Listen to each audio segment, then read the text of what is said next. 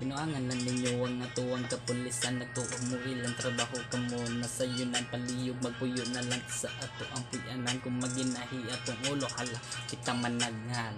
Sus Mariusip nga nung gahi manugodo. Di naman katabata dapat kita mo respeto. Panahon karon lisod ka ayos silbaron mo. Nanggasalig na lang ta sa ato ang rasyon. Bahalag dugay basta atong muwaton. May nalang makatabang sa atong pagkaon. Dapat yun maminaw ka sa tanod ug kapulisan. Nangay natong respetoon ug dili katawan.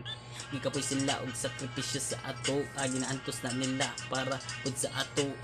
Binantayan ug maayong lawas. May tagmahuman na ni para kita maluwas. Stay home and keep safe guys.